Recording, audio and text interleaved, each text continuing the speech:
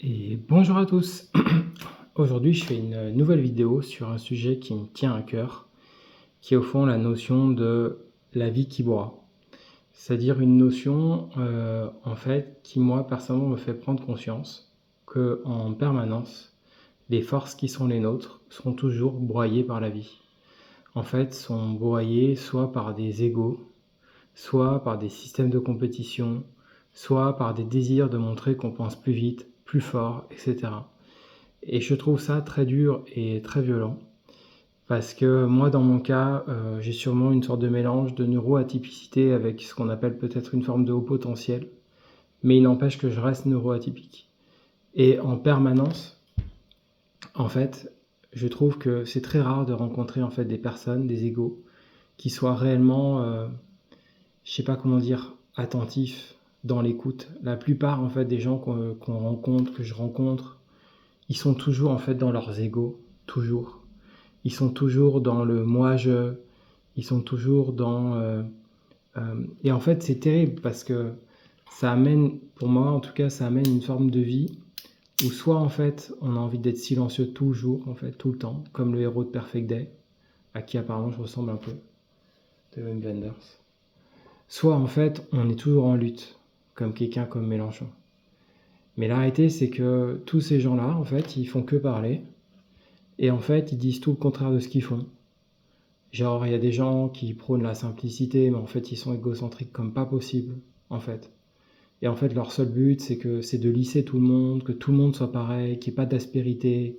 Et dès qu'il y a des gens qui sortent des cadres, en fait, ça leur fait des désynchronisations dans le cerveau. Ils ont besoin de dire qu'une pomme est une pomme, que ce film est un grand film, que ce film est un très bon film, comme une sorte de vérité générale, genre qui annihile la singularité.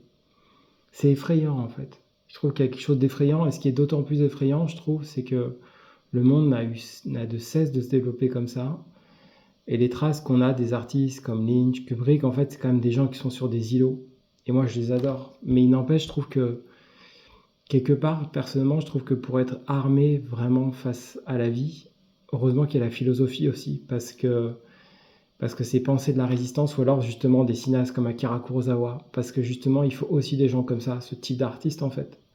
Parce qu'un mec comme Kubrick, il regarde les gens du haut de son château avec son QI de 240, et j'adore son cinéma. Mais heureusement qu'il y a la vitalité et la résistance de Kurosawa, quoi. Et Gilles Deleuze s'est pas trompé de ce point de vue-là.